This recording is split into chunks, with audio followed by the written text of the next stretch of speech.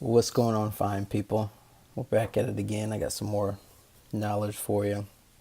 But before I start, I gotta tell you this cup of not coffee, tea is thebomb.com. So what I have here, I've got I mix mine. So I've got 3 different tea bags in here. I've got some peppermint. There's a peppermint bag in here. I don't know if you can see that. And I've got this one's kava. It's the Yogi brand, but it's kava tea. So I got that. I got a little bit of cinnamon in here, about a half a teaspoon of some raw manuka honey straight from New Zealand. Some of my friends brought it back after their honeymoon. It's thebomb.com as well. And I have, apple cider vinegar in there. So this concoction right here, it's everything that you could ever imagine. So anyway, let's get into it today. So today I'm going to be talking about sleeping and melatonin production. So a lot of times, and you see this quite often, people talk about pulling all-nighters or not getting sleep, and for some reason or another, people think that's a badge of honor of not getting sleep, which I think it's a little ignorant. But I also think that it's not anybody's fault. Most people don't understand the importance of sleep, and I don't fully understand it either, but I'm slowly learning. So what happens? So a couple things that happen when you pull all-nighters. So you have to think of how the artificial light affects our melatonin production, and what I mean by that is think of your cell phone, TVs, LED lighting, all of those things are artificial lighting, which if you go way back to when, I think before the Industrial Revolution, before we actually had lighting, we had campfires. And why those campfires were so important is because they gave off a shade of red lighting. So what red lighting symbolized back in the day, and how our body processes that lighting, is we have blue light in the morning. So if you think about when you wake up in the morning, and as the morning, as you get closer or farther along in the morning, you see the sky turns blue. And then once evening hits, the sky turns an amber red color.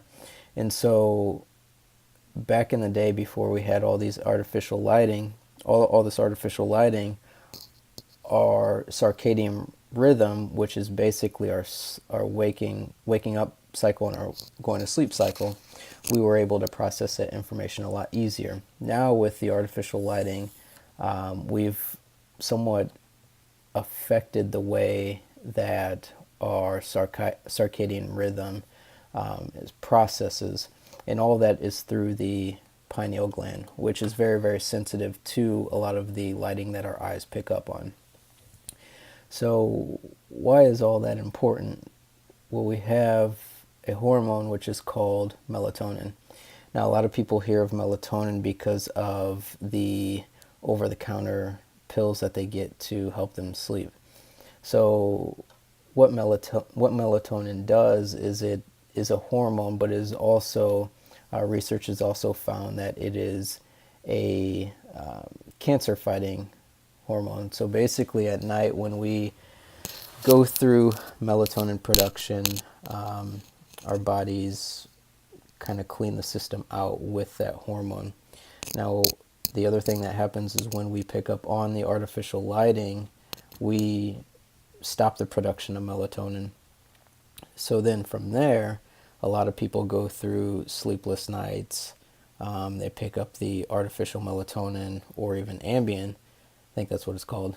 And so they depend on those type of drugs to increase their melatonin production. But what happens is, as you take those over-the-counter or prescribed medications, your body naturally slows down the process of melatonin production. So then once you come off of them, it becomes a lot harder for your body to naturally start producing melatonin. So think about it as, I think one of the big things right now is low T. So men will go to their doctor and get testosterone shots, which is another hormone. And the more and more men do that, their body says, oh, well, we got our fix of testosterone, so we don't have to make it, which becomes a problem. Once you start messing with hormones, it's a very, to me, I think it can be very dangerous, because then we start playing around with the way our body naturally produces some of these hormones. So hopefully all that makes sense. If not, send me a message and I'll clarify it some more. I did a research paper on blue light and how it affects our sleep patterns, and how it even, research has shown that people that are exposed to blue light, especially police officers, nurses, or factory workers that work night shifts, that their chances of cancer went up. I can't remember the percentage. It's in the paper that I wrote. If you're interested in reading that paper, I think it's 8 or 9 pages. Again, send me a message. I'll be happy to send you over that paper. But and the reason why those people have an increased chance of cancer is because their melatonin production has gone way down just because of the artificial lighting. The other thing that happens as we sleep is our brain basically rejuvenates itself. And if we are staying up late at night or we're exposed to blue light, it makes it much harder for our bodies to rejuvenate itself. And then the last thing, you have to think of depression, obesity, and also cancer, which I mentioned.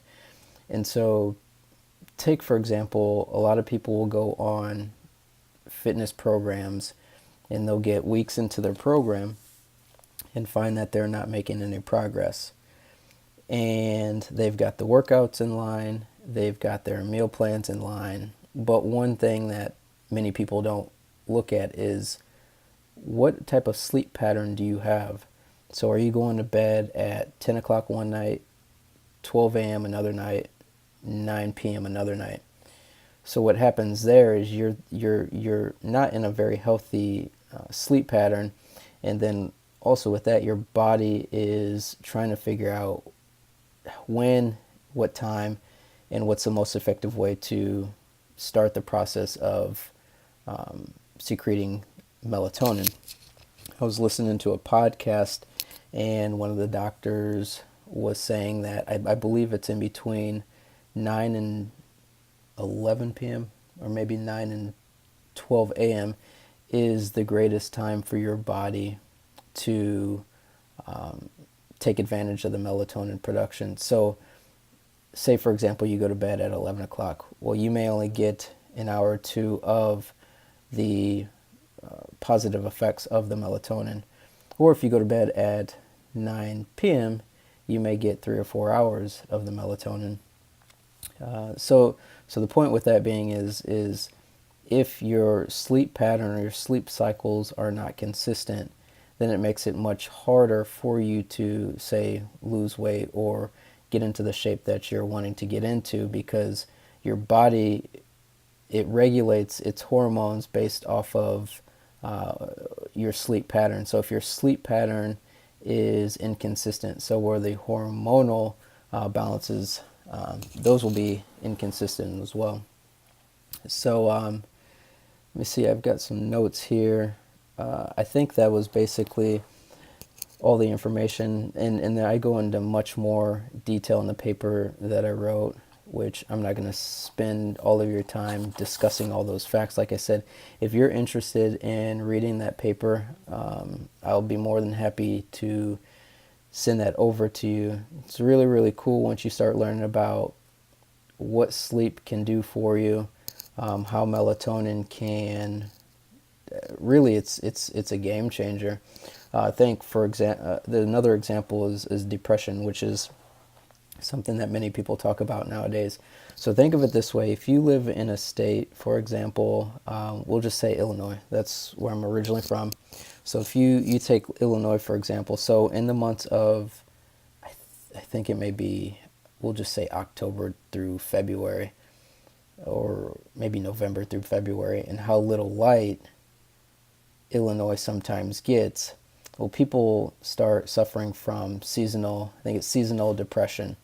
So what that means is seasonal depression, people are more depressed when there isn't that much sunlight. And they have different things that you can buy. I think there's like a light box. I don't remember the exact name, but there's a light box to help with seasonal depression. Now, in a state such as Texas, where I'm at now, it's literally almost sunny every single day. So depression isn't going to be as high here because most people are getting sunlight exposure throughout the day, which helps with melatonin production and I think serotonin as well. There's all sorts of hormones. So anyway, like I said, if you're interested in reading that paper, you can go ahead and send me a direct message on my Instagram account, which is KOATS and then the letter C. And just send me a message. Tell me you want to get the paper. I'll send you the link, and I'll be more than happy to send that to you. So if you have any more questions, I'm here to answer them. Like I said, this Instagram page and this YouTube page is for learning. I'm still in the process of learning some of this information, so if there are any other people out there that have more information on this than I do, please chime in and let some of the other followers that are following this video expose some of that information to them. What I don't necessarily want is people to just hang back if they have information, because that's one of the big things is there's so many people with a lot of information and they hold it back. And that's one of the big reasons why I started doing these YouTube videos, is because I have a lot of information and I don't just want to hold on to it for myself. I want to be able to help other people that may suffer from sleep, may suffer from depression, obesity, what have you. I want to be able to provide them information that may help. And so trying to understand a better sleep style or sleep pattern, different ways you can go about that. I've got that information, like I said. If you're interested, shoot me a direct message, and I'll be more than happy to answer any questions. So until then, we'll talk soon.